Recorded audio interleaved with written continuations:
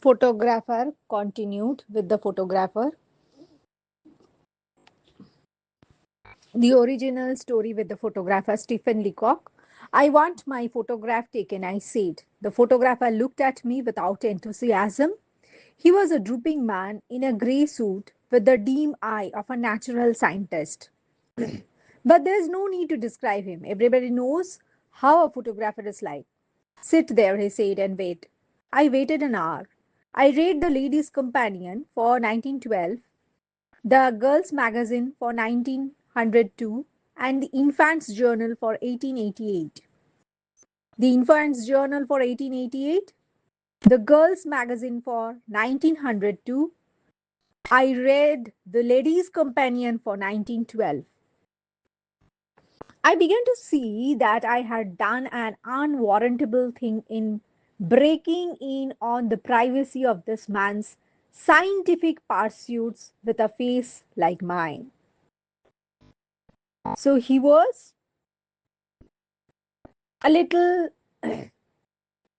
sad. Why? Because I began to see that I had done an unwarrantable thing in breaking in on the privacy of this man's privacy of the man's scientific pursuit with a face like that of the narrator.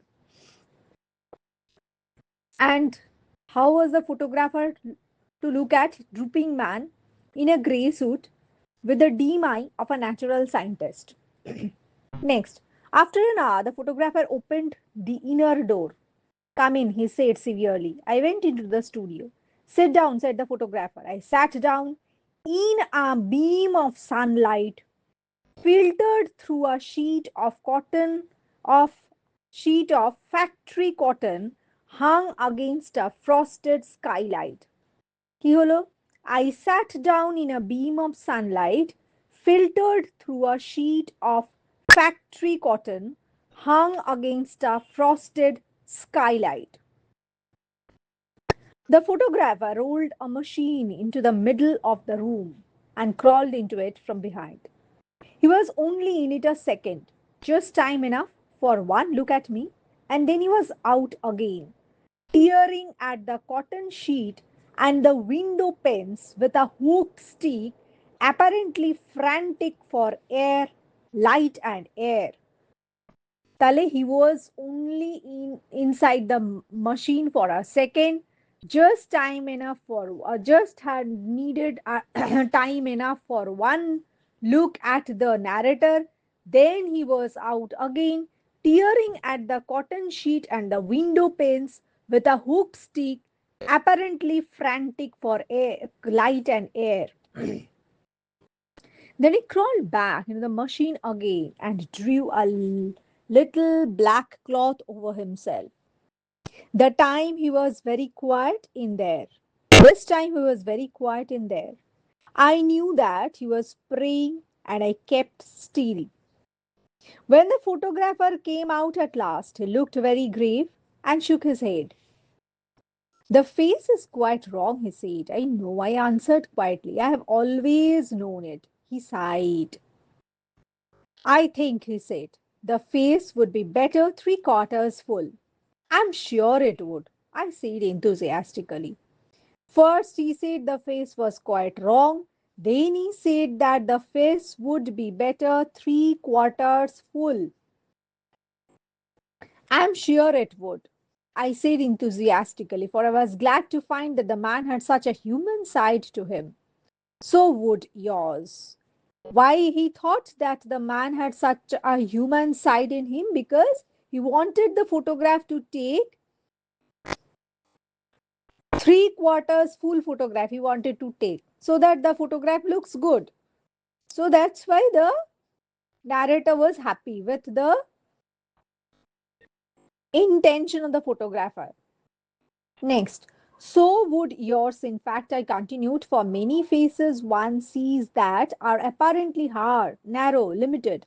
But the minute you get them three-quarters full, they get wide, large, almost boundless in.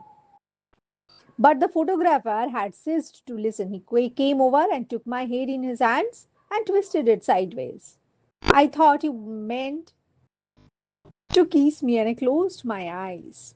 But I was wrong. He twisted my face as far as it would go and then stood looking at it. He sighed again. I don't like the head, he said. Then he went back to the machine and took another look. Open the mouth a little, he said. I started to do so. Close it, he added quickly. Then he looked again. The ears are bad, he said. Droop them a little more. Thank you. Now the eyes. Roll them in under the lids.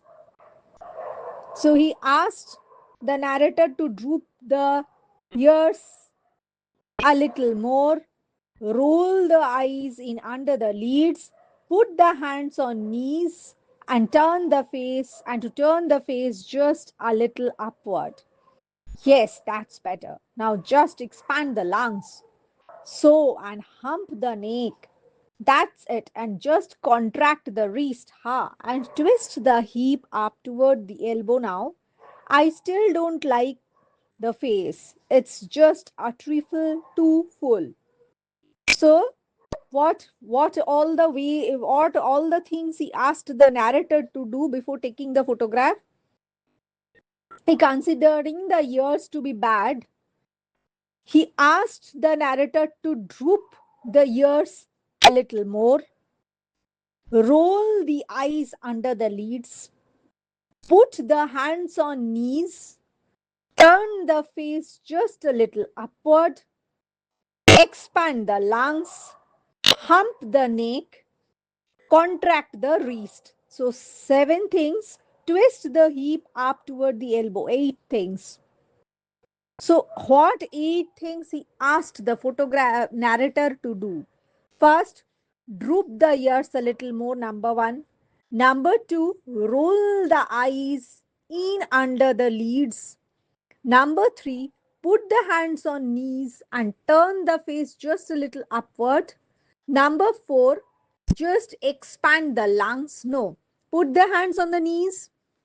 Three, turn the face just a little upward. Four, expand the lungs. Five, hump the neck.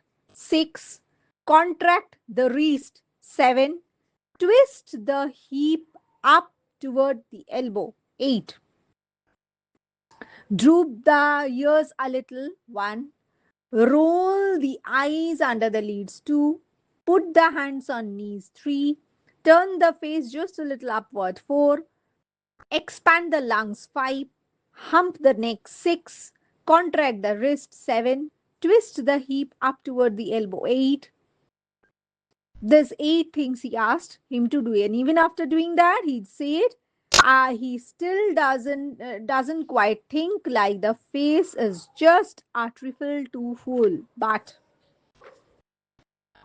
I sung myself round on the stool. Stop, I said with the emotion, but I think with dignity. This face is my face. It is not yours. It is mine. I have lived with it for 40 years and I know its faults.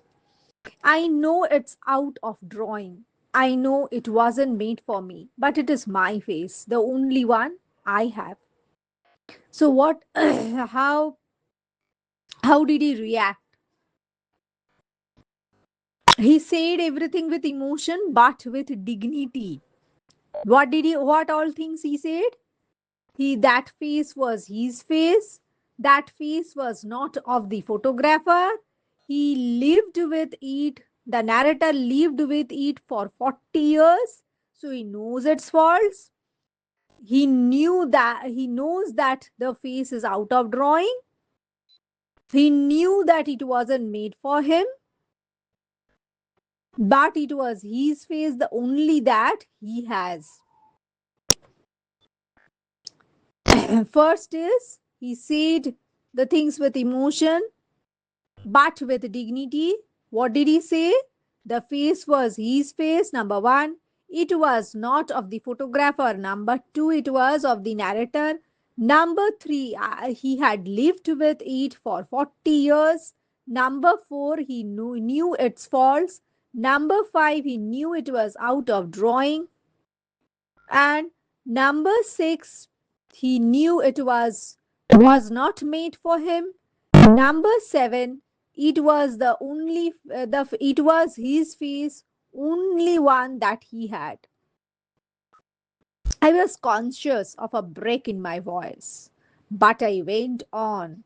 Such as it is, I learned to love it. So, number 8 is, however, the face is, he had learned to love it. And this is my mouth. So, he is continuing.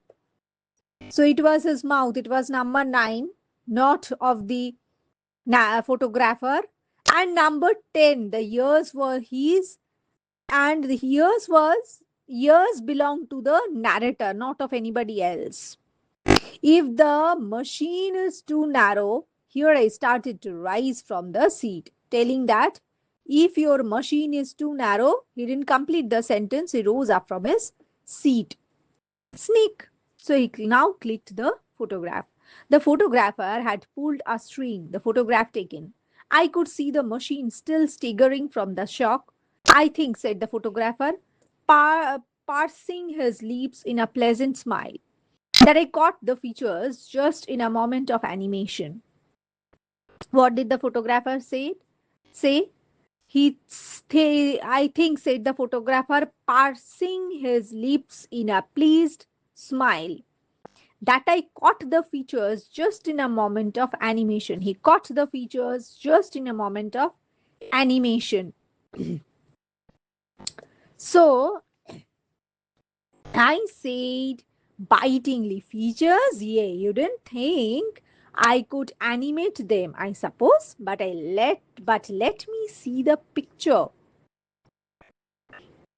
So I said, bitingly, features? Yeah, you didn't think I could animate them, I suppose, but let me see the picture. Oh, there is nothing to see yet, he said. I have to develop the negative first. Come back on Saturday and I'll let you see a proof of it. On Saturday, I went back. The photographer beckoned me in. I thought he seemed quieter and graver than before. I think too. There was a certain pride in his manner. He unfolded the proof of a large photograph and we both looked at it in silence. Is it me? I asked. Yes, he said quietly, it is you. And he went on looking at it. The eyes, I said hesitatingly, don't look very much like mine. Now he will tell one by one how the how his original look and the photograph which the photographer took, Mane had taken, are not the same. What he says, let's see. The eyes, I said hesitatingly, don't look very much like mine. Oh no, he answered, I have retouched them. They come out splendidly, don't they? Fine, I said, but barely my eyebrows are not like that. So the eyes didn't match his actual look. The eyebrows didn't match his actual look. And let's see what else does not match his actual look. No, said the photographer with a momentary glance at my face. The eyebrows are removed. We have a process now that they'll fight for putting in new ones. So the eyebrows can be replaced with the process Delphide. Delphide. Delphide. You will notice here where we have applied it to carry the hair away from the brow. I don't like the hair low on the skull. So we have applied it. So he did not want the uh, hair. You will notice here where we have applied it to carry the hair away from the brow. অর্থাৎ ওই যে গল্প কোথায় একটা এমসিকিউতে দেখলাম না যে ব্রাউ থেকে চুলটা সরিয়ে দিয়েছিল, I don't like the hair low on the skull, ওটা কিন্তু সরিয়ে দিয়েছিল অথচ এখানে লেখা আছে সরায়নি, সরাতে পারেনি, কিন্তু এটা ভুল, সরিয়ে কিন্তু দিয়েছিল। He applied the technique of ডেলফাইট to carry the hair away from the brow because he didn't like the hair low on the skull. So the photographer used the process Delphite for removing the eyebrows. তারপরেই বলছে you will notice here where we have applied it, এই যে Delphite processটা আবার এখানে he had applied the process of Delphite to carry the hair away from the brow because he did not like the hair low on the skull. Oh, you don't you? I said. No, he went on. I don't care for it. I like to get the hair clear back to the supervise and make out a new brow line.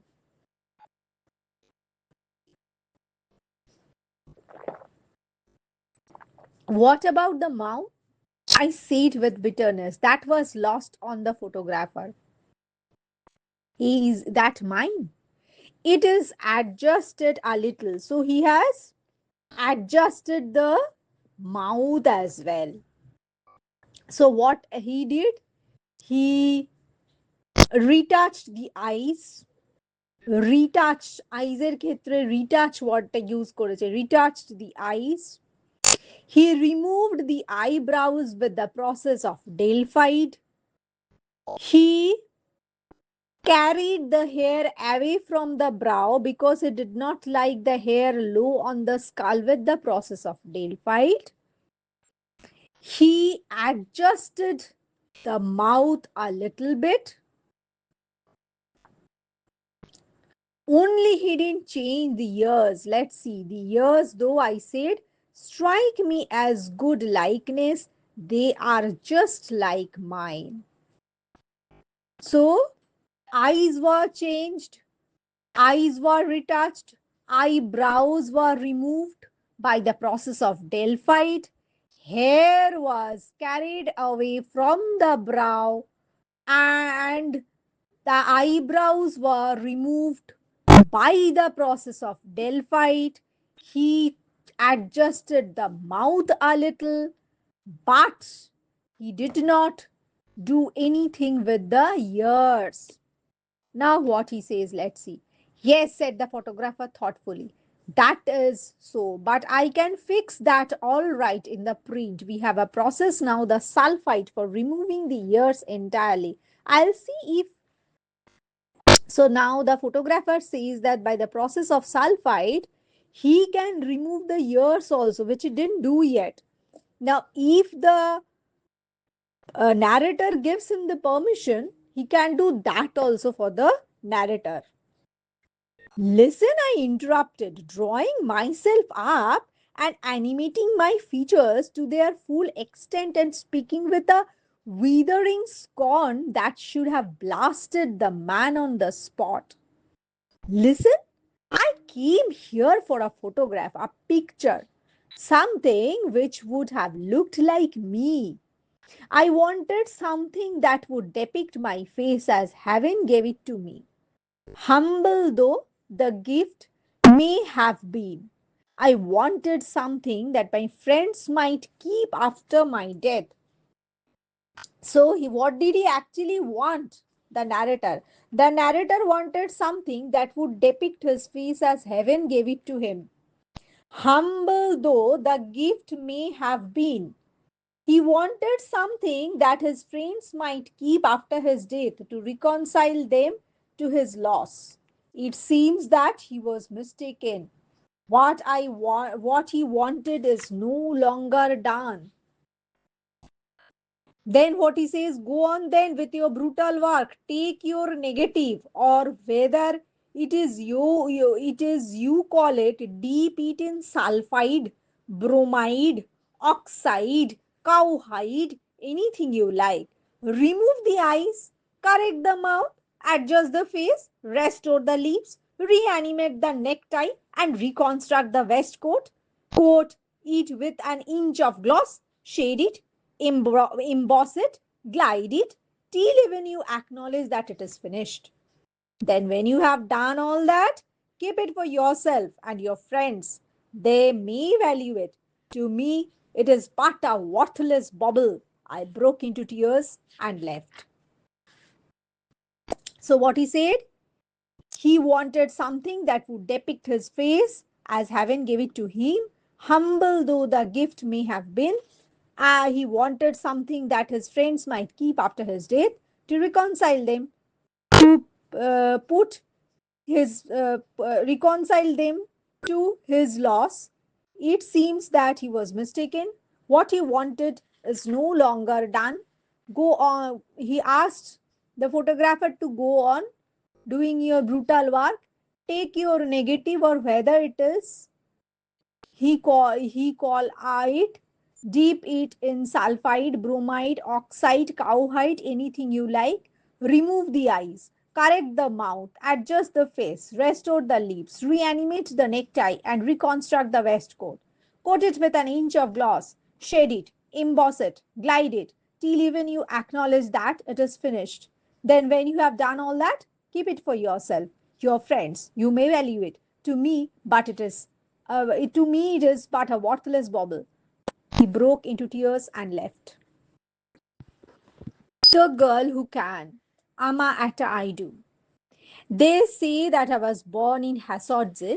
It is a very big village in the central region of our country, Ghana.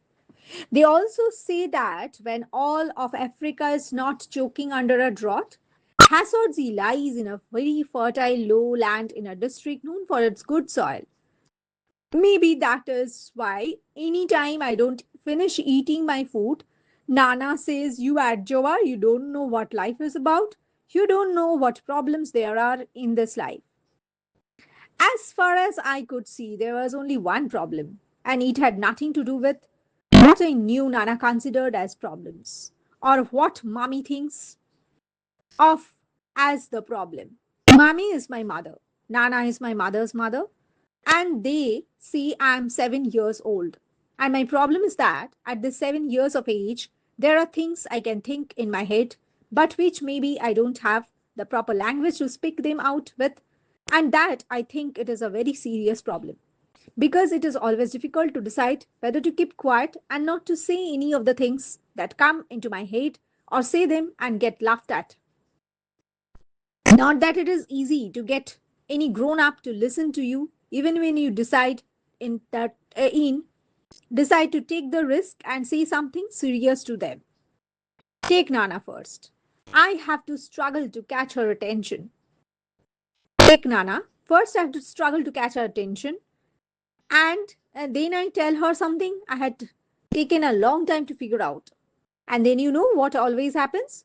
She would once stop whatever she is doing and mouth open, stare at me for a very long time.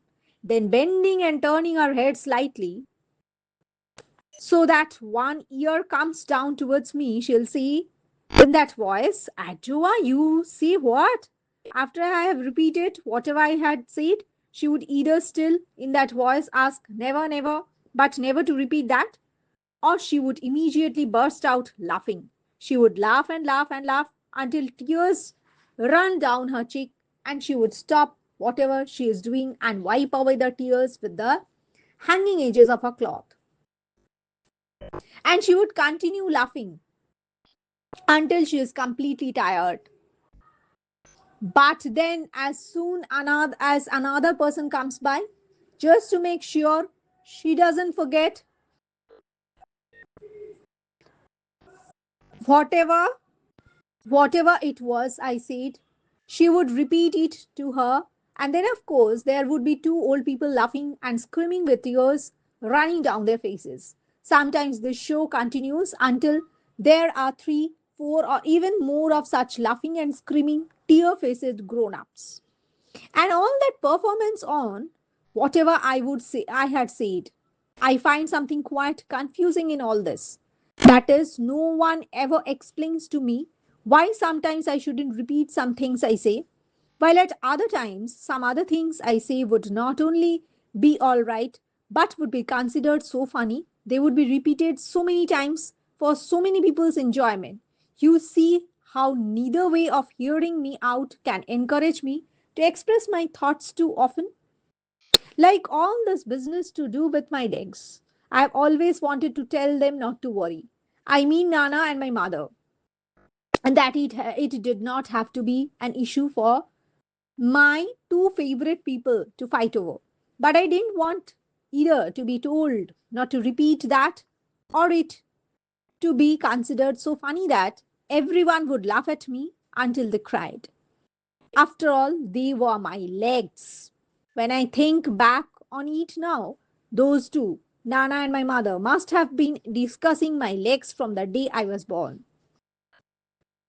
What I'm sure of it is when I came out of the land of sweet, soft silence into the world of noise, came out of the land of sweet, soft silence, bolte she came out of her mother's womb. She is calling the mother's womb to be land of sweet, soft silence into the world of noise and comprehension. The first topic I met was my legs. So just after she came out from the land of sweet, soft silence of her mother's womb to the world of harsh reality, noise, comprehension. The first topic she met was about her legs. That discussion was repeated very regularly. Nana, you know, Kaya, I thank my God that your first child is female. But Kaya, I'm not sure about her legs. And Nana would shake her head. And Nana would shake her head. Mommy, mother, mother, why are you always complaining about Adjoa's leg? If you ask me, Nana, they are too thin. And I'm not asking you. Nana has many voices. There is a special one she uses to shut everyone up. Some people have no legs at all. My mother would try again with all her small courage. But Adjoa has legs. Nana would insist, except that they are too thin and also too long for a woman. Kaya, listen, once in a while, only once in a very long while, everybody decides nature, a child, spirit, mother, an accident happens and somebody gets born without arms or legs or both set of limbs. And then let me touch wood, it is a sad business. And you know, such things are not for talking about every day. But if any female child decides to come to this world with legs, then they might as well be legs. What kind of legs? And I always at that point I knew from from her voice that my mother was weeping inside. Nana never heard such inside weeping. Not that it would have ever not that it would have stopped Nana even if she had heard it. যে মা যে কাঁদছে এটা জেনেও যে সে চুপ করতো এমন নয়, which always surprised me. Because about almost everything else apart from my legs, Nana is such a good grown up. So, other than this topic of legs, she considered Nana to be a good grown up. In any case, what do I know about good grown ups and bad grown ups? How could Nana be a good grown up when she carried on so about my legs? Again, she is confused whether Nana is a really good grown up or not. All I want to say is that I really liked Nana except for that. Nana, as I keep saying, if any woman decides to come to this world with all of her two legs, then she should select legs that have meat on them with good calves. So, she should select legs that have meat on them with good calves, CALVES, calves, because you are sure such legs would support solid hips, and a woman must have solid hips to be able to have children. Oh, mother. That's how my mother would answer, very, very quietly, and the discussion would end or they would move on to something else. Sometimes Nana would pull in something about my father. How? Look at such a man. We have to be humble and admit that after all. God's children are many. How, after one's only daughter had insisted on marrying a man like that, you still have to thank your God that the biggest problem you got later was having a grandchild daughter with spindly legs that are too long for a woman and too thin to be of any use. And the way she always added that, beat about my father under her breath, she probably thought I didn't hear it. But I always heard it. Plus, that is what always shut my mother up for good. So that even if I had actually heard the words, once my mother looked like even very little courage was finished. I could always guess what Nana had added to the argument. Legs that have meat on them with good calves to support solid hips to be able to have children. So I wished that day I would see for myself the legs of any woman who had children. But in our village, that is not easy. The older women wear long wrap arounds all the time. So this is something you need to mug up. The older, why couldn't she see the legs of older women? The older women wear long wraps around all the time. Perhaps if they let her go bathe in the river in the evening, she could have checked. But she never had the chance. It took a lot of begging just to get her mother and Nana to let her go splash around in the shallow end of the river with her friends who were other girls like her. For proper baths, they used the small bathhouse behind their hut. Therefore, the only naked female legs she had ever really seen are those of other girls like her, or older girls in the school, and those of her mother and Nana, two pairs of legs which must surely belong to the approved kind because Nana gave birth to her mother and her mother gave birth to her. So this is something you need to mark up. The older women wear long wraps around all the time. Perhaps if they let her go bathe in the river in the evening, she could have checked. But she never had the chance. It took a lot of begging just to get her mother Nana to let her go splash around in the shallow end of the river with her friends who were the other little girls like her. For proper baths, they used the small bathhouse behind their hut. Therefore, the only naked female legs she had really seen were those of other little girls like her or older girls in the school, and those of her mother and Nana, two pairs of legs which must surely belong to the approved kind because Nana gave birth to her mother and her mother gave birth to her. In her eyes, all friends have got legs that look like legs, but whether the legs got meat on them to support the kind of hips, that she didn't knew. According to the older boys and girls, the distance between our little village and the small town is about 5 kilometers. She didn't know what 5 kilometers mean. They always complain. So the distance between her village, little village, and the small town were 5 kilometers. Don't know what she didn't know what 5 kilometers mean. They always complained about how long it was to walk to school and back. 5 kilometers up and 5 kilometers down. So 10 kilometers every day they would have to walk to school. But to Mane Adjoa, he she loved walking those kilometers. Mane those kilometers didn't matter, and school was nice for her. She liked school. School is another thing Nana and my mother discussed often and appeared to have different ideas about. Nana thought it would be a waste of time. It will be, I never understood what she meant.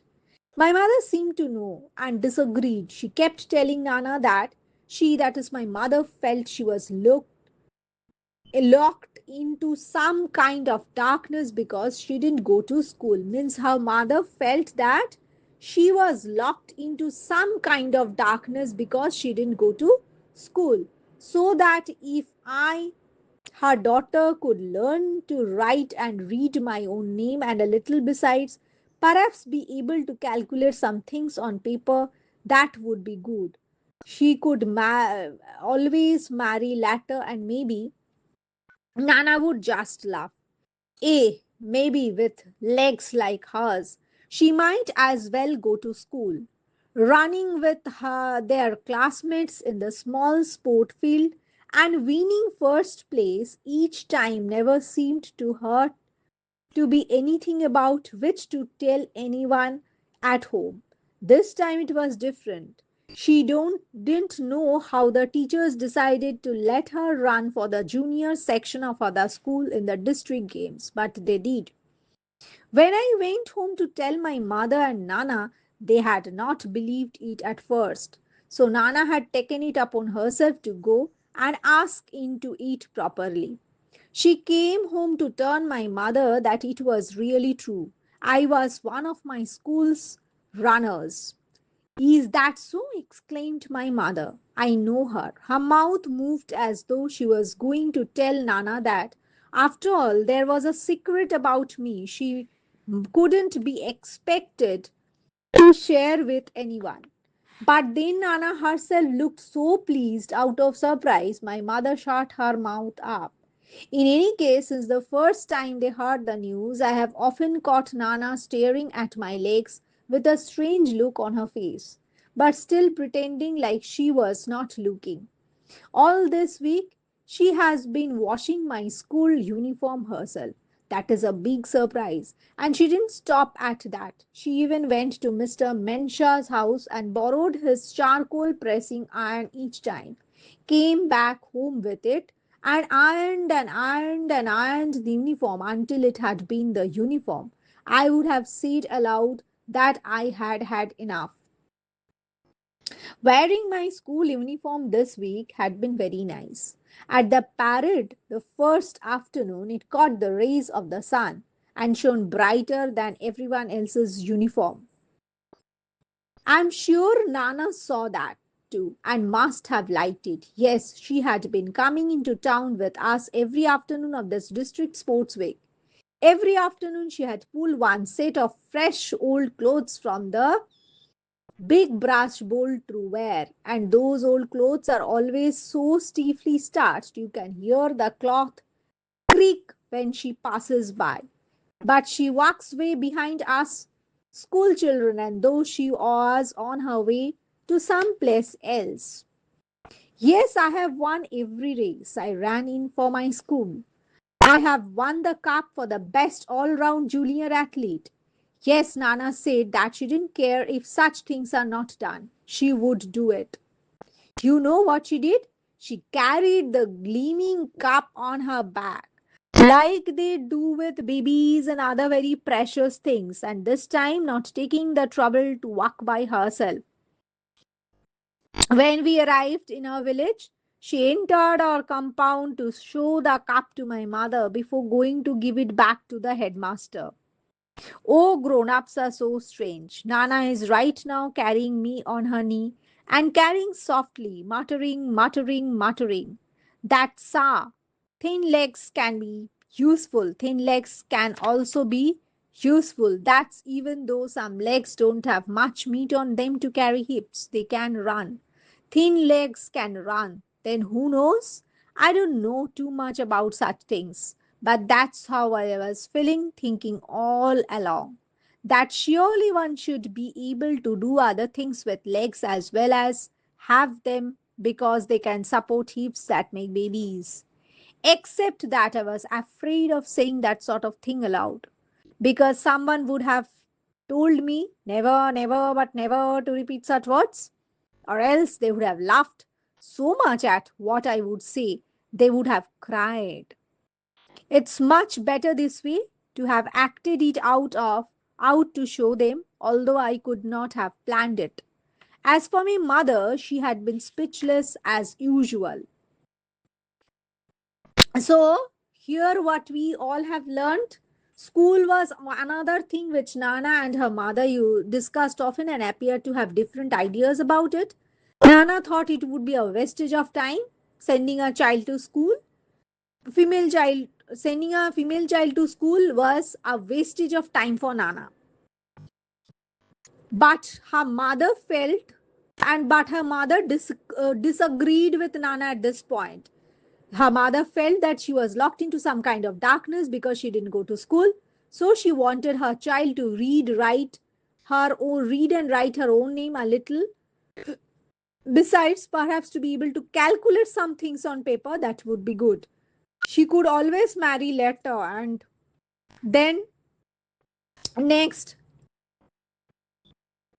now another topic she brings is running with her classmates on small sports field and winning first place each time never seemed to her to be anything about which to tell anyone at home. But this time it was different.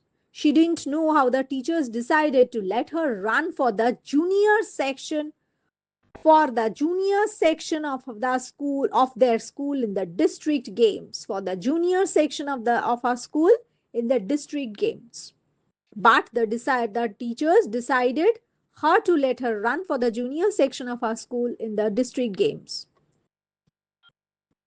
When she went home and told her mother and Nana, they did not believe it at first. So Nana had taken it upon herself. She came to home to tell her mother that it was really true. I was one of my school's runners. So Adjoa was one of our school's runners. Is that so? Exclaimed her mother. Her mouth moved as though she was going to tell Nana that after all there was a secret about me which she couldn't be expected to share with anyone. But then Nana herself looked so pleased. Out of surprise, my mother shut her mouth. In any case, since the first time they heard the news, I have often caught Nana staring at my legs with a strange look on her face. So in that any case, since the first time Nana heard the news, she often saw Nana staring at her legs with a strange look on her face, but still pretending like she was not looking. All the week she had been washing her school uniform herself. That was a big surprise. She didn't stop at that. She even went to Mr. Mensha's house and borrowed his charcoal pressing iron each time, came back home with it, and ironed the uniform until if I had been uniform, I would have said aloud that until if she had been an uniform, she would have said if she had been the uniform, she would have said aloud that I it was enough. Now she is describing how the school uniform she wore that week was different. Wearing her school uniform that week has been very nice. At the parade the first afternoon, it caught the rays of the sun and shone brighter than everyone else's uniform. She was sure Nana saw that too and must have liked that.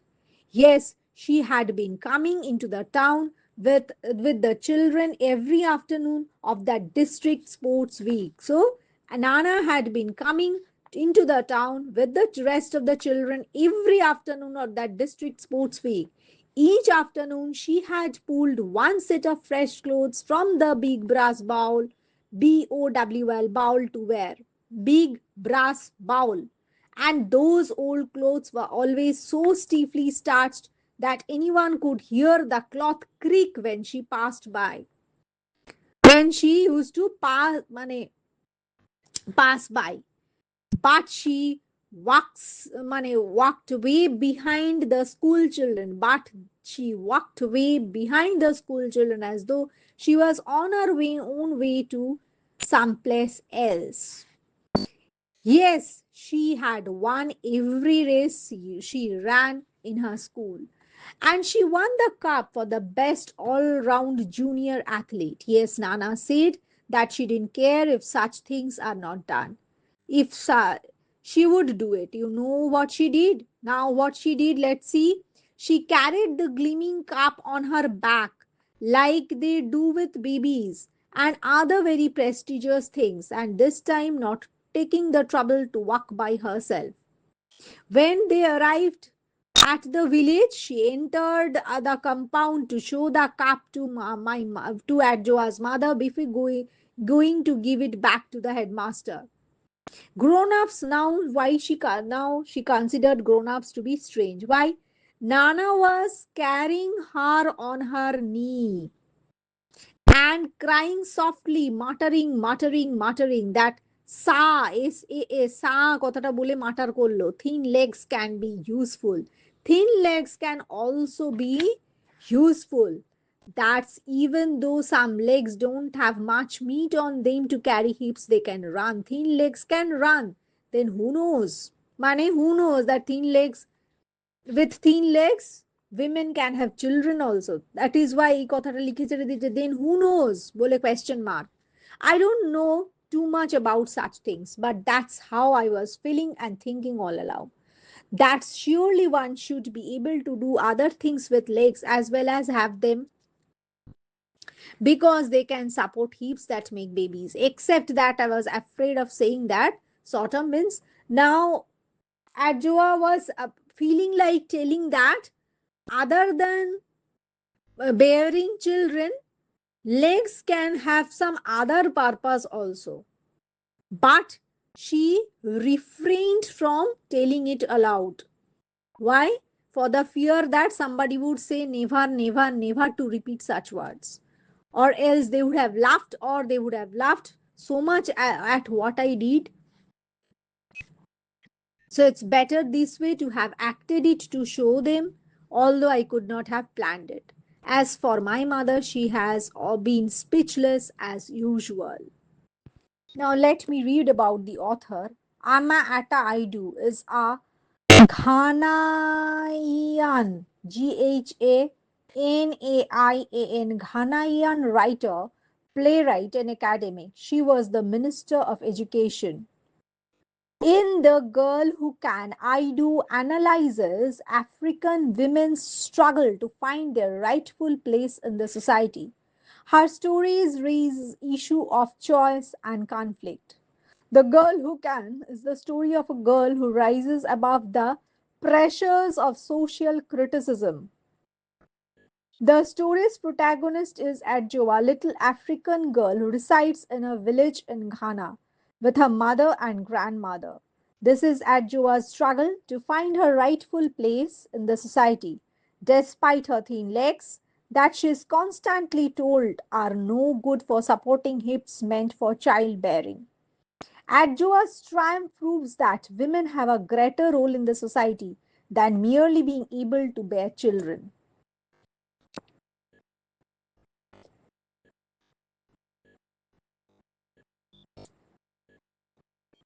The next story is The Pedestrian. About the author, Ray Douglas Bradbury was one of the most celebrated 20th century American authors and screenwriters. He wrote on a variety of modes, including fantasy, science fiction, horror, mystery, and realistic fiction. The Pedestrian, set in a dystopian future, opens when even going for a walk is seen as an aberration. Aberration. Aberration কথাটার মানে হলো is a deviation from what is normal, expected or usual. Aberration মানে কিন্তু কোথাও কোথাও পারভার্সনও বোঝায়, যে বিপথ গমন বোঝায় কোথাও কোথাও। কিন্তু এখানে এটার মানে হলো যে স্টিরিওটাইপ থিঙ্কিং মানুষের থাকে যে এরম মানুষ হবে, সেইটার থেকে আলাদা। অ্যাবারেশন তার মানে এখানের মানে কি, is a deviation from what is normal, expected or usual. তাহলে কি বলছে? The pedestrian, set in a dystopian future, opens where even going for a walk is seen as an aberration. Mead is picked up, questioned, and set off to an asylum. His misdemeanor, MISDEMEANOUR, এটা কি ওর misdemeanor নাকি? একদমই না। Walking around alone, which is considered regressive. The story depicts the danger of isolation and the absence of community. This is a prophecy of what might happen if we continue with our increasingly self obsessed, self contented lives. The narrative is a chilling wake up call. Taleki, the story depicts the danger of isolation in the absence of community. This is a prophecy of what might happen if we continue with our increasingly self obsessed, self contented lives. আমরা যদি এইভাবেই self obsessed, self contented lives চিরকাল lead করতে থাকি, আমাদের কিন্তু there is every danger of isolation in our lives. And there will, and if we continue and this absence of community continues for a long time, then we will find ourselves in the danger of isolation. This is something like a prophecy. If we continue with our increasingly self-obsessed, self-contented lives, then we might become isolated from one another. There can't be absence of community, isn't it? If there is an absence of community, If we become self obsessed, self contented in lives, then there is every fear of isolation in future. Narrative is a chilling wake up call. Now let me go through the text. The pedestrian, Ray Bradbury. To enter out into that silence, that was the city at 8 o'clock of a misty evening in November. To put your feet upon that buckling concrete walk, to step over grassy seams and make your hands, and make your way hands in pockets through the silences, that was what Mr. Leonard Mead most dearly loved to. He would stand upon the corner of an intersection and peer down long moonlit avenue of sidewalks in four directions, deciding which way to go. But it really made no difference. He was alone in this world of AD 2053, or as good as alone, with a final decision made, a path selected. He would stride off, sending patterns of frosty air before him like the smoke of a cigar. Sometimes he would walk for hours and miles and return only at midnight to his house. And on his way, he would see the cottages and homes with their dark windows. It was not unequal to walking through a graveyard where only the faintest glimmers of firefly light appeared in flickers behind the windows. Suddenly, grey phantoms seemed to manifest upon inner room walls, where a curtain was still undrawn against the night, or there were whisperings and murmurs where a window in a tomb like building was still open. তাহলে গল্পটার কি হলো? এটা একটা মিষ্টি evening নভেম্বরের ছিল। সে 8 o'clock ছিল সিটি, 8 o'clock-এর সিটি ওটা একটা।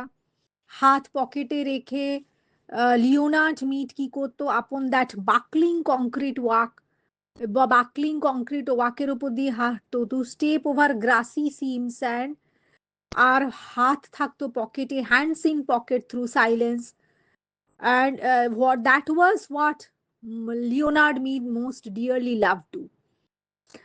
আর কি করতো? He would stand upon the corner of an intersection to peer down along moonlight avenues of sidewalk in four directions. So he would stand on the intersection of the road that got divided into four, that got in four different. Now he would stand upon the corner of an intersection, and in the moonlight avenues of sidewalk that parted in four different directions, he would stand over there and decide which way to go. এই যে বলছে, with a final decision made, a path selected, he would stride off.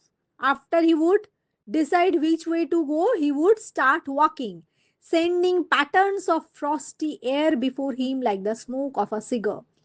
So the weather remains frosty and smoky, misty, and that's the reason it seemed as if it was the smoke of a cigar. Sometimes he would walk for hours and miles and return only at midnight to his house. One day he used to start at 8 o'clock and sometimes used to come back at 12.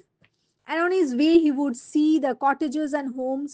It's better you write midnight only. He would start around 8 o'clock in the misty evening of November and would come back, return home at midnight most of the days. And on his way, he would see the cottages and homes with their dark windows. It was not unequal to walking through a graveyard. Money, it seemed as if he was walking through a graveyard where only the faintest glimmers of firefly light appeared in flickers behind the windows. So only faintest glimmers, where only the faintest glimmers of firefly light appeared in flickers the windows. Suddenly, grey phantoms seemed to manifest upon inner room walls. It seemed as if he could see grey phantoms inside the houses, where a curtain was still undrawn against the night, or there were whisperings and murmurs where a window in a tomb like building was still open. It seemed the The houses were so lifeless, it seemed as if grey phantoms moved inside the houses, and there were whisperings and murmurs, and the buildings were so silent that the silence the buildings were overcame by silence so badly that it seemed as if they were tombs. So he is considering the considered as if he was walking through a graveyard, where he could find where inside the homes he could find grey phantoms, and he could hear the people whispering and murmuring, and it seemed as if the houses was so silent that silence prevailed inside the homes so badly that it seemed as if they were like tombs, as if they were tombs. Mr. The houses were so silent that it seemed as if they were tombs. Mr. Mead would pause. Tale, he would see the faintest glimmer of firefly light appearing on the flickers. He would go see the cottages and homes with their dark windows. It seemed as if he was walking through a graveyard. He could see certain grey phantoms inside the houses where the curtains were still undrawn at night. There would be whispering inside the house, and there was silence so badly prevailed inside the houses that it seemed as if they were tombs. Mr. Leonard Mead would pause, cock his head, listen, hook, and march on, his feet making no noise on the lumpy walk.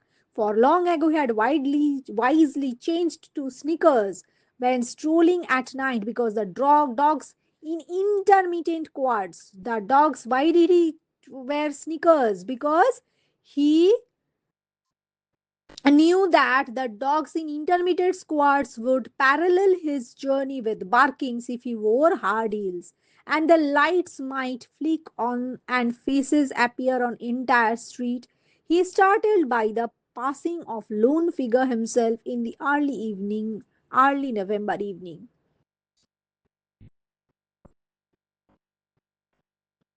On this more particular evening, dogs would start barking so badly that it would appear that faces appear, an entire street be startled by the passing of a lone figure. The dogs would bark so badly that if he wears sneakers, the dogs will start barking, because dogs in intermittent squads would parallel his journey with barkings, would keep on barking so badly that the streets might be startled. An entire street be startled by the passing of a lone figure. In the street might be startled by the passing of a lone figure in early November evening.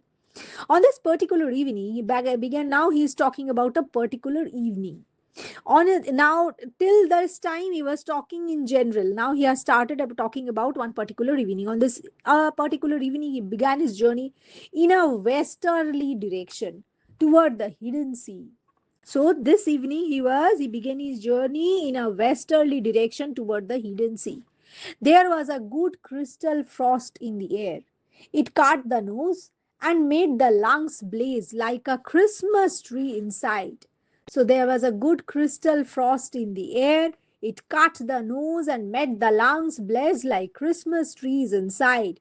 He could feel the cold light going on and off all the branches filled with invisible snow. He listened to the faint push of his soft shoes through autumn leaves with satisfaction, and whistled a cold, quiet whistle between his teeth, occasionally picking up a leaf as he pleased, examining its skeletal pattern in the infrequent lamplights as he went on, smelling its rusty smell. Hello, in there, he whispered to every house on every side as he moved. What's up tonight on Channel 4, Channel 7, Channel 9?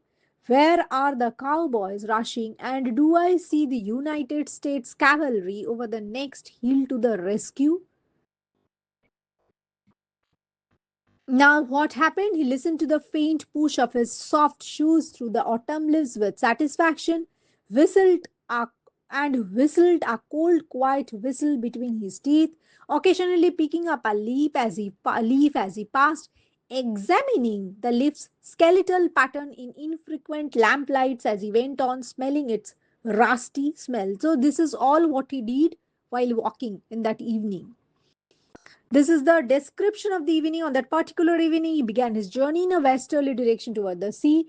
There was a good crystal frost in the air. It cut the nose and made the lungs blaze like a Christmas tree inside. He could feel the cold light glowing, going on and off, all the branches filled with invisible snow. He listened to the faint push of his soft shoes through autumn leaves with satisfaction and whistled a cold, quiet whistle between his teeth, occasionally picking up a leaf as he passed, examining its skeletal pattern in infrequent lamplights as he went on, smelling its rusty smell.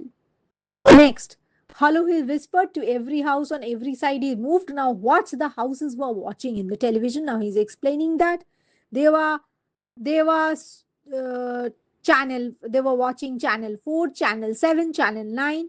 Now he was talking about cowboys rushing, was talking about some kind of shows in the television where the cowboys rushing, United States cavalry over the next hill to the rescue, where the cowboys rushing, and he saw United States cavalry over the next hill to the rescue. The street was silent and long, with empty, with his shadow moving like a shadow of a hawk in the mid country. So he has compared his shadow to the hawk in the mid country. If he closed his eyes and stood very still, frozen, he could imagine himself on the center of a plain, a wintry, windless Arizona desert. Now he was comparing. First, he compared his shadow to the hawk in the mid country. Then he closed his eyes and stood still, and he could imagine himself up on the center of a plain, wintry, windless Arizona desert with no house and 1,000 miles and only dry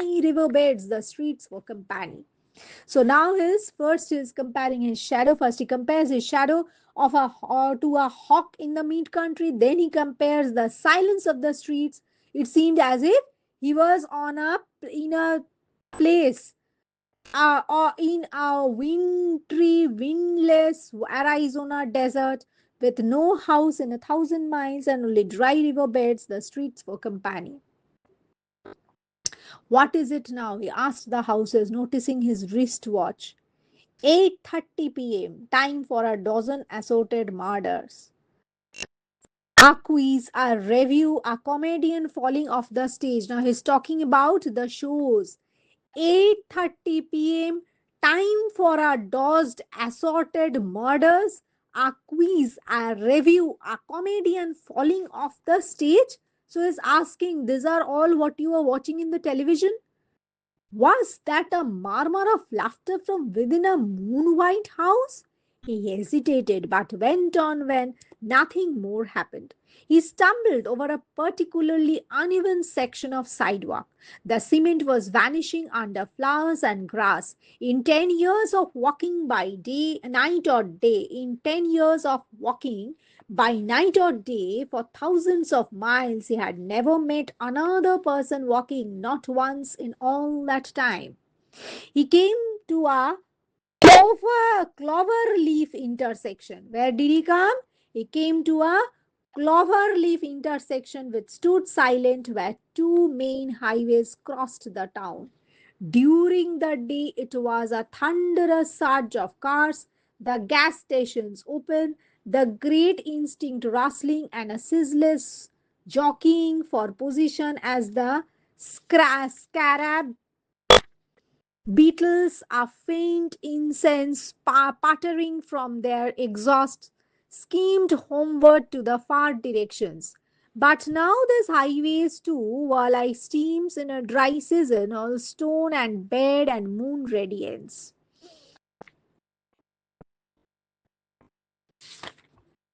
Taleki, he came to a clover leaf intersection which stood silent where two main highways crossed the town.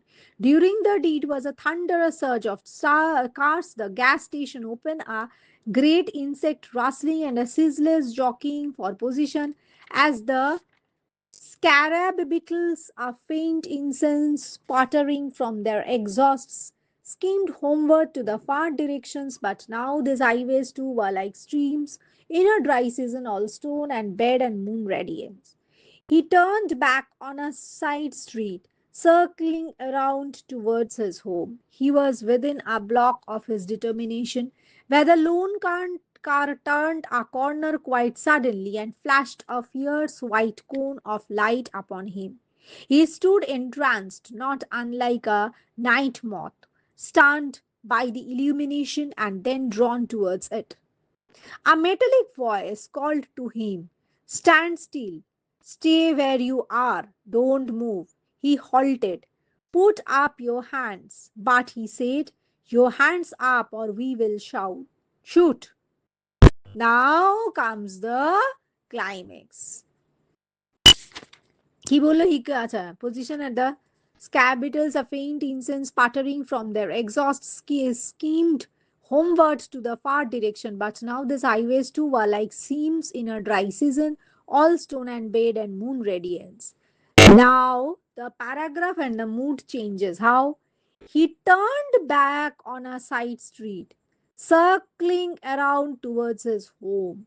He was within a block of his destination when the lone car turned a corner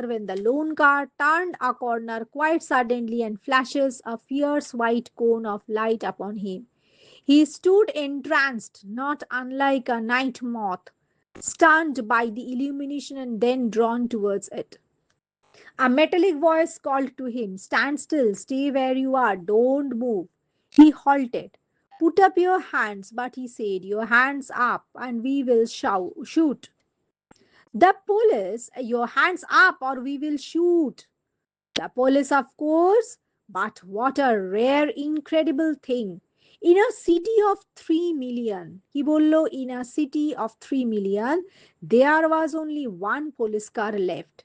Wasn't that correct?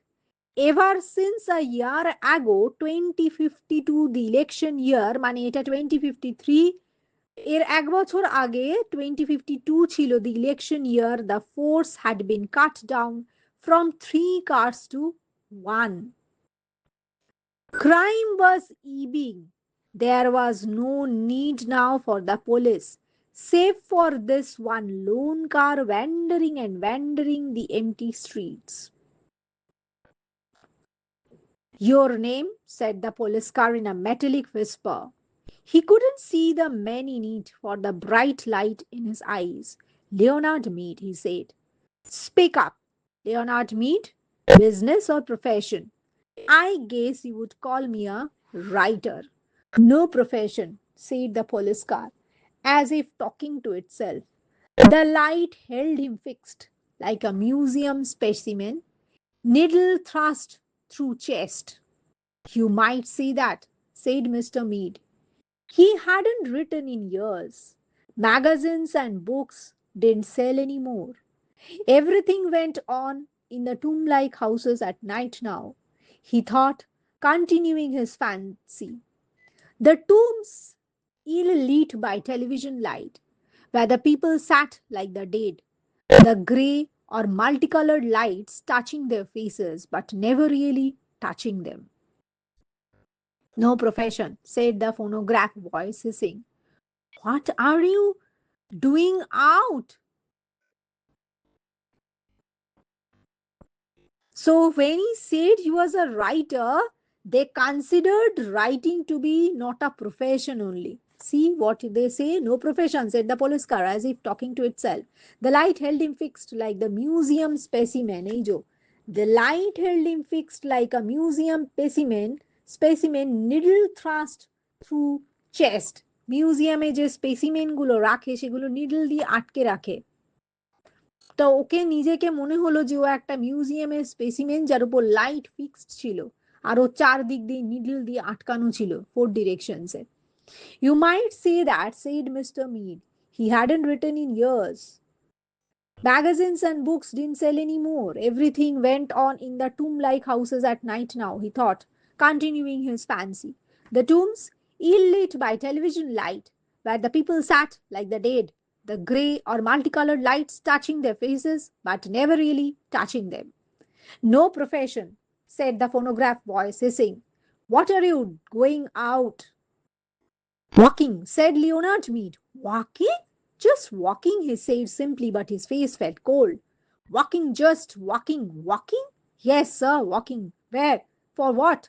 Walking for air, walking to see your address. Now he says his address 11 South St. James Street. 11 South St. James Street. And there in air in your house, you have an air conditioner, Mr. Mead? Yes. And you have a viewing screen in your house to see with? No. No? Money doesn't have a television. There was a crackling quiet that in itself was an accusation. Money, it seemed as if it was a crime to have no television at home. Are you married, Mr. Mead? No.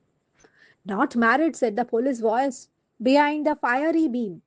The moon was high and clear among the stars, and the houses were grey and silent.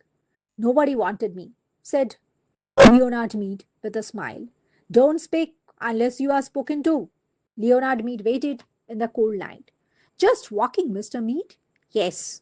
And you haven't explained for what purpose? I explained for air and to see and just to walk. Have you done this often? Every night for years.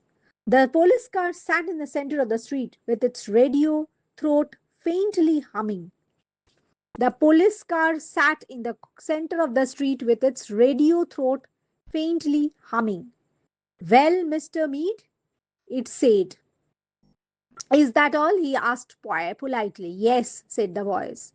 Here, that there was a sigh, a pop. The back door of the police car sprang wide. Get in. Wait a minute, I haven't done anything. Get in. I protest. Mr. Mead. He walked like a man suddenly drunk. As he passed the front window of the car, he looked in. As he had expected, there was no one in the front seat, no one in the car at all. Get in. He put his hand to the door and peered into the back seat, which was a little cell, a little black jail. So the back seat, he is comparing the black seat to a little cell, a little black jail with bars. It smelled of riveted steel, riveted, riveted steel. It smelled of harsh antiseptic. It smelled too clean and hard and metallic. There was nothing soft there. Now, if you had a wife to give you an alibi, said the iron voice, but where are you taking me? The car whistled, or rather gave a faint whirring click,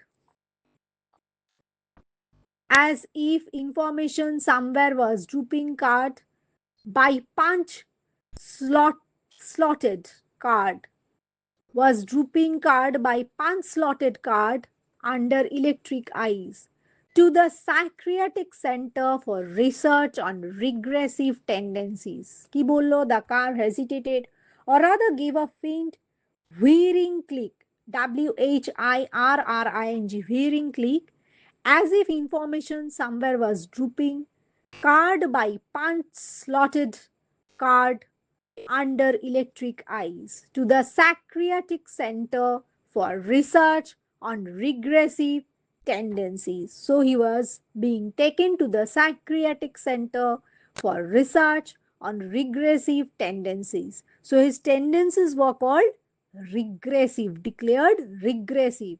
He got in, the doors shut with a soft thud.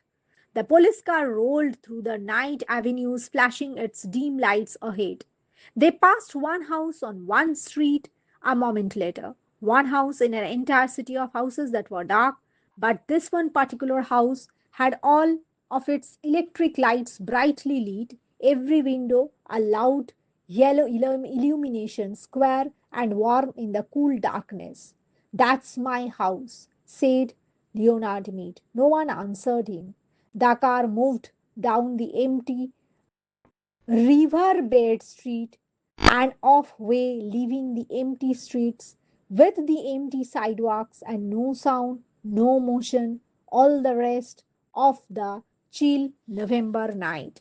So the car moved down the empty riverbed street and off away, leaving the empty streets with empty sidewalks and no sound, no motion, all the rest of the chill November night. Eva, let me read the poems fast. Haunted houses. All houses wherein men have lived and died are haunted houses. Through the open doors, the harmless phantoms on their errands glide with feet that make no sound upon the floors. We meet them at the doorway, on the stair, along the passages they come and go. Impalpable impressions on the air, a sense of something moving to and fro. There are more guests at the table than the hosts invited. The illuminated hall is thronged with quiet, inoffensive ghosts as silent as the pictures on the wall. The stranger at my fireside cannot see the forms I see, nor hear the sounds I hear, but he perceives what is, while unto me all that has been invisible is visible and clear. All that has been is visible and clear. We have no title deeds to house or lands, owners and occupants of earlier dates. From graves forgotten stretch their dusty hands and hold in mortmain still their old estates. The spirit world around this world of sense floats like an atmosphere and everywhere wafts this are wafted through these earthly mists and vapor dens a vital breath of more ethereal air. Our little lives are kept in equipoise by opposite attractions and desires, the struggle of the instinct that enjoys and more noble instinct that aspires. These perturbations, this perpetual jar of earthly wants and aspirations high, come from the influence of an unseen star, an undiscovered planet in our sky. And as the moon from the same dark gate of cloud, and as the moon from some dark gate of cloud throws over the sea a floating bridge of light, across whose trembling planks our fancies crowd into the realm of mystery and night. So from the world of spirits there descends a bridge of light connecting it with this. Over those unsteady floor that sways and bends, wander our thoughts above the dark abyss. When great trees fall, Maya Angelou.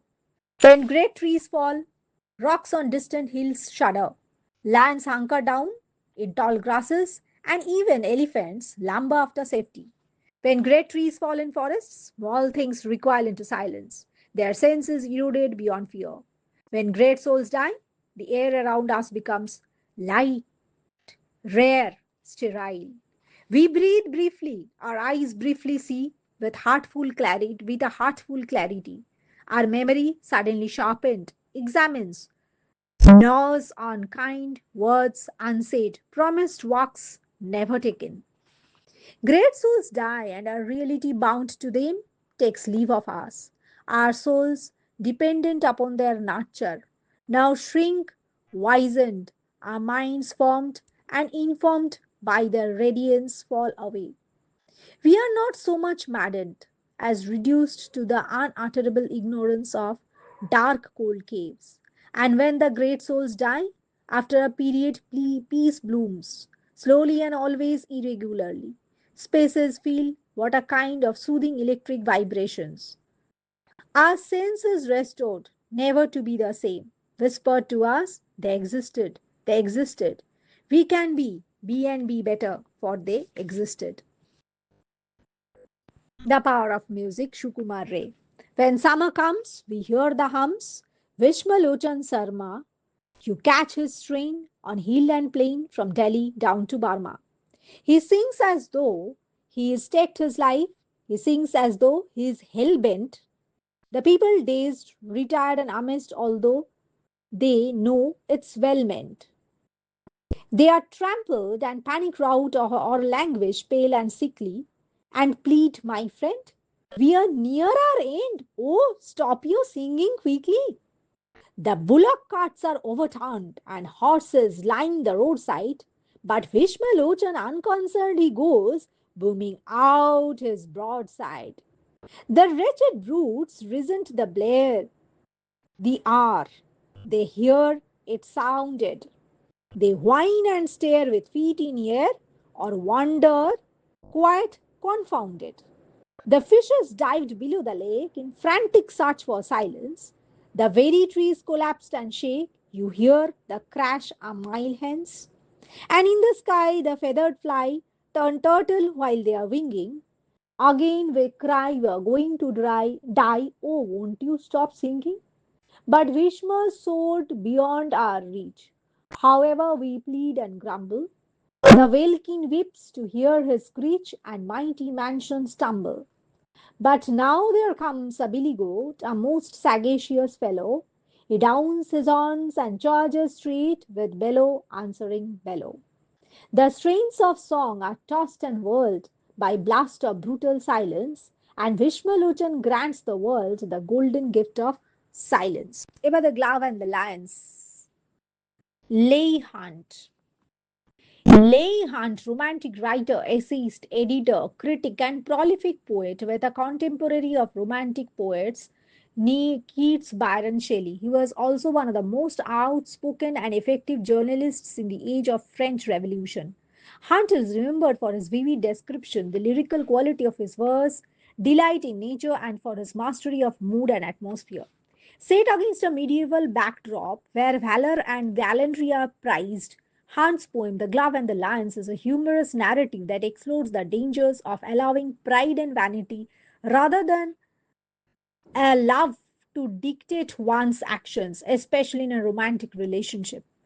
Hunt seems to be making a statement against the stereotyping of men as macho creatures who are engaged in a perpetual quest to prove themselves to their loves.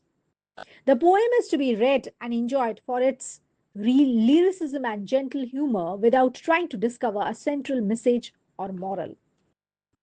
The Glove and the Lions, Leigh Hunt. King Francis was a hearty king and loved a royal sport. And one day, as his lions fought, sat looking on the court. The nobles filled the benches and the ladies in their pride, and amongst them sat the Count de Lodge, with one of whom he sighed. And truly, it was a gallant thing to see that crowning show, valor and love, and the king above and the royal beasts below. Ramped and roared the lions with horrid laughing jaws. They beat, they glared, gave blows like beams, a wind went with their paws. Why, with wallowing might and stiff roar, they rolled on one another. Till all the pit with sand and men was a thunderous smother. The bloody foam above the bars came whisking through the air. Said Francis then, faith, gentlemen, we are better here than there.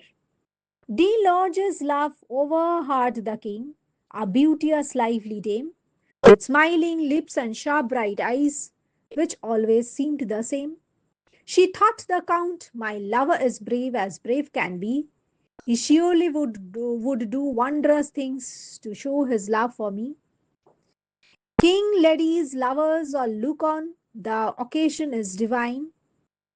I'll drop my glove to prove his love. Great glory will be mine.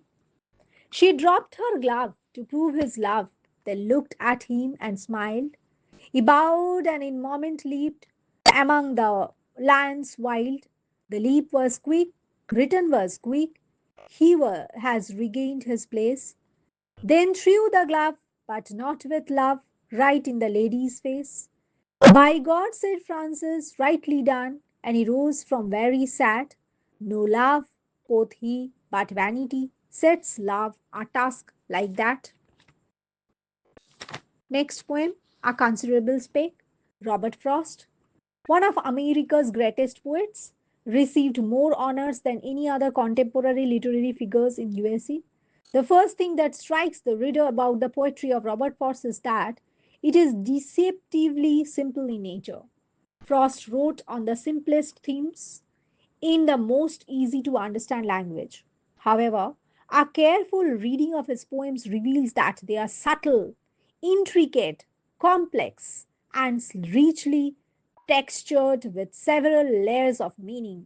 A Considerable Spake by Robert Frost is a wonderfully graphic description of intelligence in action. The subject of the poem is almost invisible mind. Mane, little insect, which the narrator discovers on a sheet of paper. The opening lines of the poem are an account of the mind's panic and its frantic efforts to run across a page of writing in a futile attempt to evade the narrator. It is only when the mind moves that the narrator realizes that the speck is a living mind. Once he realizes that it is intelligent, he follows its desperate action with interest. The poet goes on to explain the reason why the narrator chooses to save the life of the mind. The poem can be seen as a perfect illustration of what Albert Schwitzer Switzer called a reverence for life. About the original poem, a considerable speck, a considerable speck by Robert Frost, a speck that would have been beneath my sight on any but a paper sheet so white, set off across what I had written there, and I had idly poised my pen in air, and to stop it with a period of ink, when something strange about it made me think this was no dust speck by my breathing blown, but unmistakably a living mind with inclinations it could call its own. It paused us with suspicion of my pen, and then came racing widely on again to where my manuscript was not yet dry, then paused again and either drank or smelt. With loathing for again it turned to fly. Plainly with an intelligence I dealt, it seemed too tiny to have room for feet.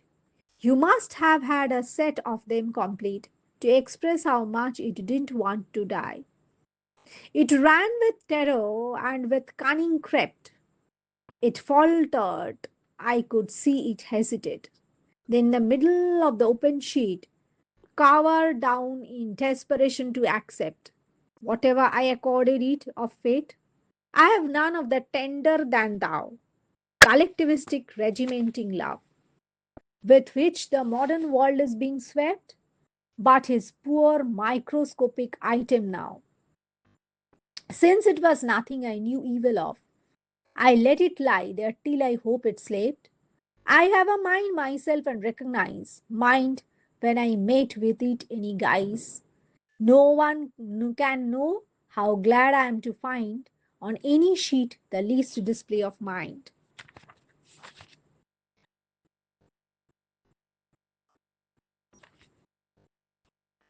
The elevator. William Slater was an American science fiction author. The theme of family relationships is frequently intertwined with the science fiction plot line. In the short story, The Elevator, the author explores the theme of the irrational fears of childhood in contrasting the characters of a sensitive boy with an insensitive father. It clearly shows the greater pressure extended upon boys to be strong, brave, and not to cry. Martin probably has claustrophobia, as his greatest fear is being trapped in the lift. It takes a close look at the psyche of a child and offers an insight into a frightening world. The genre of horror fiction rears its eerie head as the story ends with Martin trapped in elevator with a broken leg, unable to escape from the woman. About the original story, The Elevator, William Slater. It was an old building with an old elevator. A very small elevator which could carry only three people. Martin, a thin 12-year-old, felt nervous in it from the first day he and his father moved into the apartment. Of course, he was uncomfortable in elevators, afraid that they would fall. But this one was especially unpleasant. Money in general, he was always uncomfortable at elevators and he was frightened least they would fall, the elevators would fall. But this one was especially unpleasant. Means the elevator of his newly moved in apartment, that elevator was especially unpleasant for him. Perhaps this was one because of the poor lighting and the dirty walls. Perhaps it was, and why? Because it was because of the poor lighting and the dirty walls. Perhaps it was because of the door which never stayed open long enough and slammed shut with a loud clanging noise. Perhaps it was the way the elevator shuddered each time. Perhaps it was the way the elevator shuddered each time it left a floor, as if it was exhausted. Maybe it was simply too small. It seemed crowded even with only two people in it. The stairs were better. Martin tried them one day after school. There were no windows and the lights were not working. Martin's footsteps echoed behind him on the cement as though there was another person climbing, getting closer. By the time he reached his home on the 17th floor, he was gasping for breath. Martin's father worked at home. He wanted to know why Martin was out of breath. By the time he reached his home on 17th floor, he was gasping for breath. Martin's father worked at home. He wanted to know why Martin was out of breath. Why didn't you take the elevator? He asked, frowning at Martin. You are not only skinny and weak and bad at sports, his face seemed to say, but you are also a coward. After that, Martin always took the elevator. He would have to get used to it, he told himself, just like he got used to being bullied at school. But he didn't get used to it. He was always afraid that it would stop suddenly and he would be trapped inside it for hours by himself. But it wasn't much better when often there were other passengers. He didn't like to be close to them. He also disliked the way people tried hard not to look at one another standing staring at nothing.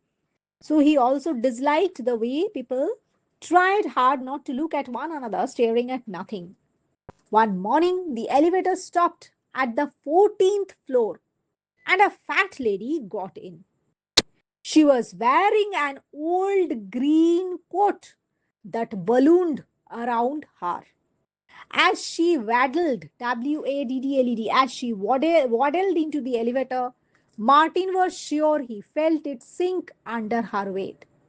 She was so big that her coat brushed against him, and he had to squeeze himself into a corner. There was no room for anybody else. The door closed quickly behind her, and instead of facing it, she turned around and stared at Martin. He looked at her for a moment. She had large fleshy cheeks and no chin, just a huge mass of neck. Her blue eyes were tiny but sharp. They seemed to be boring into Martin's face. Martin looked away, but the woman didn't turn around. Was she looking at him? He glanced at her quickly, then looked away again. She was still watching him. He wanted to close his eyes. He wanted to turn around and stare into the corner. But now, how could he? The elevator creaked down to 12, then 11.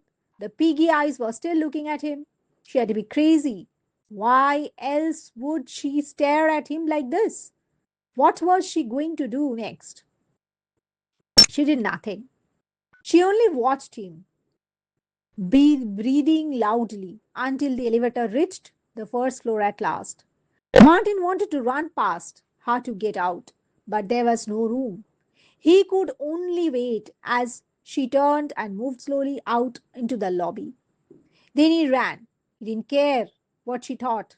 She ran nearly all the way to school. He thought about her all day. Did she live in the building? He had never seen her before, and the building was not very big. Maybe she was visiting somebody, but 7:30 in the morning was too early for visiting. Martin felt nervous when he got back to the building after school. But why should he be afraid of an old lady? He felt ashamed of himself. He pressed the button and stepped into the elevator, hoping that it would not stop. But it stopped on the third floor.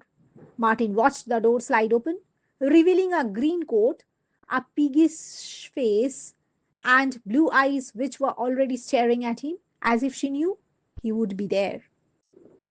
It wasn't possible. It was like a nightmare. But there she was. Going up, said Martin, his voice little more than a squeak. She nodded and stepped in. The door slammed. He watched her pudgy hand move towards the buttons. She pressed not 14, but 18, the top floor. So the building was 18th floor and Martin used to live on the 17th. And the woman seemed to be staying in 14th floor, although she did press 14 with her pudgy hand. She pressed 18, the top floor. The elevator trembled and began to go up. The fat lady watched him.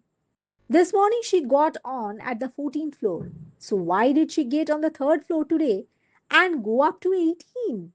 The elevator seemed to be moving more slowly than usual. Martin wanted to press 7 so that he could get out and walk up the stairs, but he couldn't reach the buttons without touching her, and he didn't want to go do that. When the elevator stopped on his floor, she hardly moved out of his way. He had to squeeze past her, rubbing against her horrible scratchy coat. He was afraid the door would close before he could get out.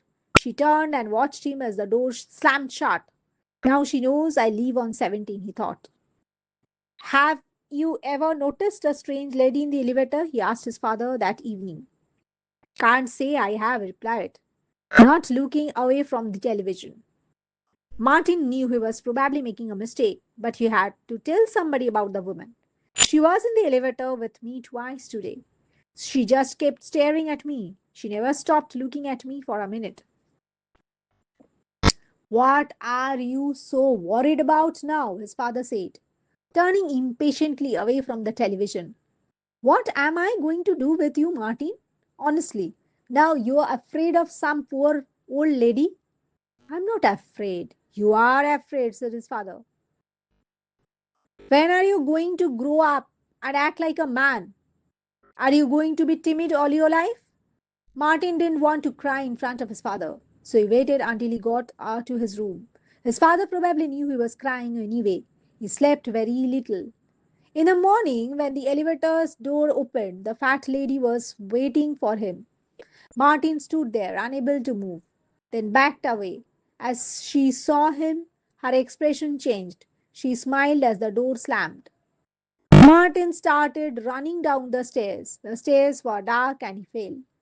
His father was silent all on the way to hospital, disappointed and angry with him for being a coward and a fool. Martin had broken his leg and needed to walk on crutches. He could not see the stairs now. Was that why the fat lady had smiled? Did she know what would happen? At least his father was with him in the elevator on the way back from the hospital. There was no room for the fat lady to get in, and if she did, his father would see her and maybe he would understand. When he got home, he could stay in the apartment for a few days. The doctor said that he had to rest as much as possible. Martin felt quite safe from the fat lady now. Oh, I almost forgot. His father reached out and pressed number 9. What are you doing? Asked Martin, trying not to sound afraid.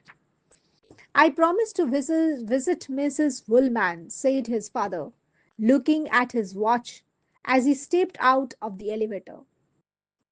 Let me go with you. I want to visit her too, Martin pleaded, struggling to move on his clutches. But the door was already closing. Afraid to be in the elevator alone, said his father. Grow up, Martin. The door slammed shut.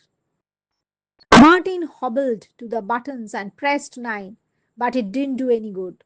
The elevator stopped at 10, where the fat lady was waiting for him. She moved in quickly, and he was too slow to get past her in time to get out. The door closed and the elevator began to move. Hello, Martin, she said and laughed and pushed the stop button. The last lesson. Alphonse Daudet was a French novelist. The last lesson, a short story set against the backdrop of the Franco Prussian War, deals with the occupation of Alsace Lorraine in the year 1870. The story tells us what happens when there is an attempt to slowly sever the tie between a people and its language by a powerful enemy. The last lesson is a great reminder of how we cannot take our language for granted and how important it is to love and learn one's language in order to protect one's individual and collective identity. The story is also a sharp and poignant reminder on how important it is not to put off learning. Its beauty lies in its patriotic appeal. The author takes a human look at a teacher's self appraisal and his grief at the impending separation. Now, the story Alphonse Daudet. I started for school very late that morning and was in great dread for a scolding, especially because Aim Hamel had said that he would question us on participles, and I did not know the first word about them. For a moment, I thought of running away and spending the day out of doors. It was so warm, so bright. The birds were chirping at the edge of the woods, and the open field back of the sawmill, the Prussian soldiers were drilling. It was all much more tempting than the rule for participles. But I had the strength to resist and hurried off to school. When I passed the town hall, there was a crowd in front of the bulletin board. For the last 2 years, all our bad news had come from there. The lost battles, the draft, the orders of the commanding officer. And I thought to myself without stopping, what can be the matter now? Then, as I hurried as fast as I could go, the blacksmith watched her who was there with his apprentice reading the bulletin called after me. Don't go so fast, Bob. You will get to your school in a plenty of time. In plenty of time. I thought he was making fun of me and reached Aim Hamill's little garden out of breath. Don't go so fast, Bob. You'll get to your school in plenty of time. I thought he was making fun of me and reached Aim Hamill's little garden all out of breath. Usually, when the school began, there was a great bustle which could be heard out in the street. The opening and closing of desks, lessons repeated in unison, very loud, with our hands over our ears to understand better, and the teacher's great ruler rapping on the table. So, this was the scenario every morning. When the school began, there was a great bustle which could be heard out of the street. The opening and closing of desk, lessons repeated in unison, very loud, with their hands over their ears to understand better, and the teacher's great ruler rapping on the table. But now it was all still. I had counted on the commotion to get to my desk without being seen. But, of course, that day everything had to be quiet as Sunday morning. Through the window, I saw my classmates already in their places, and Aim Hamel walking up and down with his terrible iron ruler under his arm. I had to open the door and go in before everybody. You can imagine how I blushed and how frightened I was. But nothing happened. Aim Hamel saw me and said very kindly, "Go to your place quickly, little Franz. We were beginning without you." I jumped over the bench and sat down at my desk. Though through the window, I saw my classmates already in their places. Acha, acha. I jumped over the bench and sat down at my desk. Not till then, when I got a little over my fright, did I see that our teacher had on his beautiful green coat, his frilled shirt, and the little black silk cap all embroidered that he never wore except on inspection and prize days. So, this is a description of the teacher's dress, beautiful green coat, his frilled shirt, and the little black silk cap, all embroidered, that he never wore except on inspection and prize days. Besides, the whole school seemed so strange and solemn.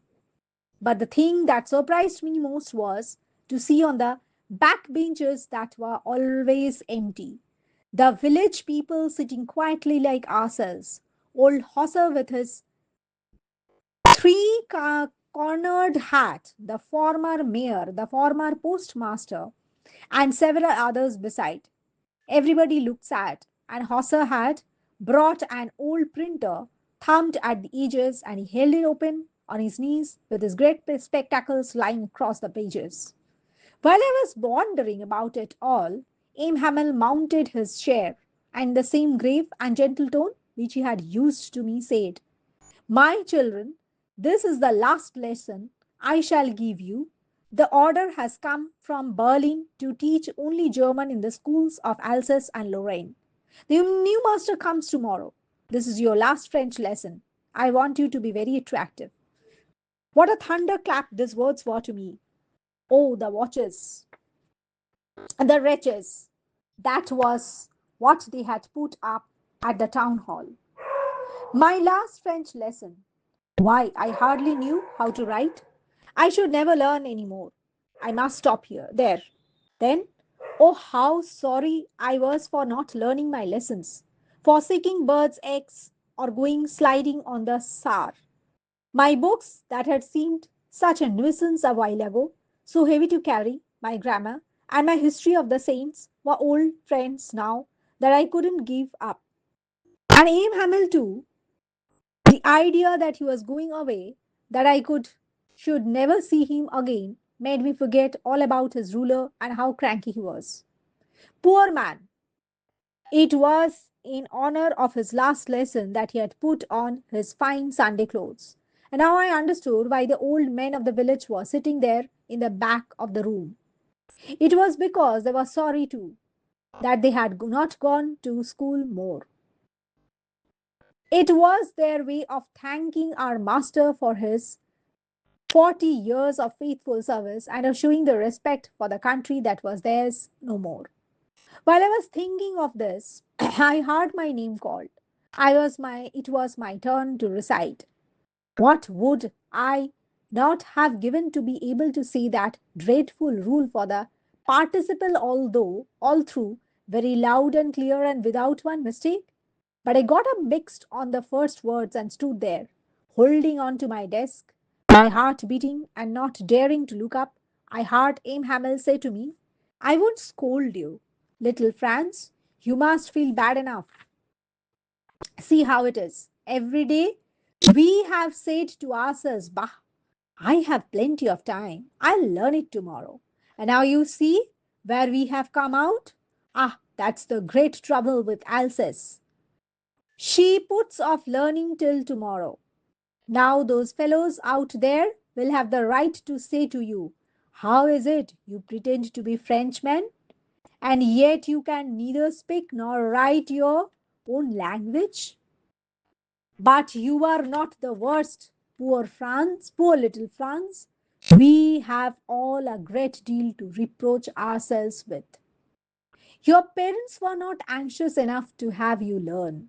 They preferred to put you to work on a farm or at the mills as to have a little more money.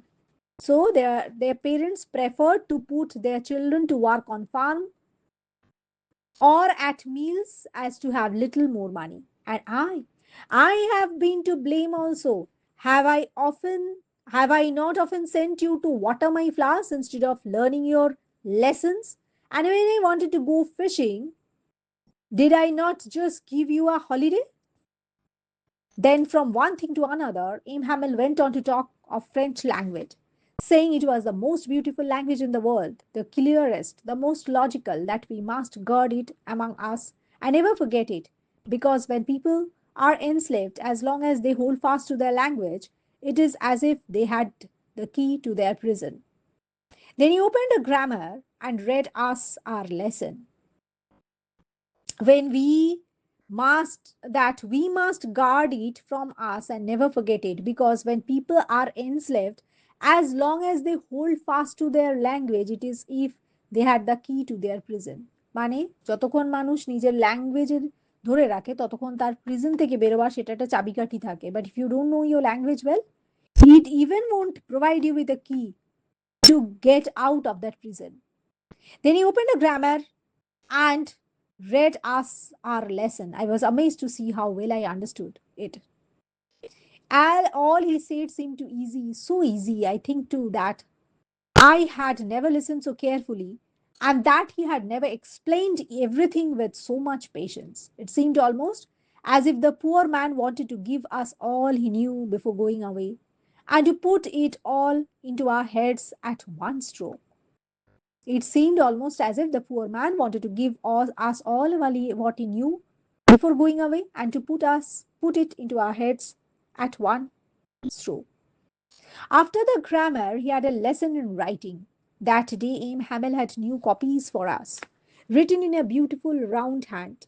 France, Alsace, France, Alsace. They looked like little flags floating everywhere in the schoolroom, hung from the rod at the top of our desk. You ought to have seen how everyone set to work. How quiet it was. The only sound was the scratching of the pens over the paper.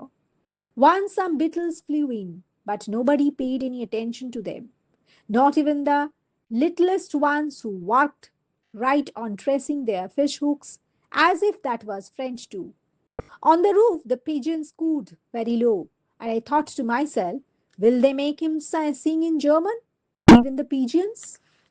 Whenever I looked up from my writing, I saw M. Hamel sitting motionless in his chair and gazing first at one thing, then at another, as if he wanted to fix in his mind just how everything looked in that little schoolroom. Fancy. For 40 years he had been there in the same place, with his garden outside the window and his class in front of him, just like that. Only the desks and the benches had been worn smooth, the walnut trees in the garden were taller, and the hop vine that he had planted himself twined about the windows to the roof. How it must have broken his heart to leave it all. Poor man, to hear his sister moving about in the school room above, packing their trunks, for they must leave the country next day. But he had the courage to hear every lesson to the very last. After the writing, he had a lesson in the history, and then the babies chanted their ba, b, be, bo, boo. BABEBIBOBU. Ba, be, be, bo, boo. Down there at the back of the room, old Hosser had put on his spectacles. Tale, down there at the back of the room, old Hosser had put on his spectacles and holding his primer in both hands, spelled the letters with them. You cannot see that he too was crying. His voice trembled with emotion. And it was so funny to hear him that we all wanted to laugh and cry. And now, well, I remember it, that last lesson. At once the church clock struck 12, when Angelus, the Angelus, Angelus. At the same moment, the trumpets of the Prussians, returning from drill, sounded under our windows. Aim Hamel stood up, very pale in his chair. I never saw him look so tall. My friends, said he. Aye, but something choked him. He could not go on. Then he turned to the blackboard, took a piece of chalk, and bearing on with all his might, he wrote as large as he could. Vive la France. VIVE. Vive la France. Within inverted exclamation within inverted commas. Then he stopped and leaned his head against the wall, and without a word, he made a gesture to us with his hand. School is dismissed. You may go.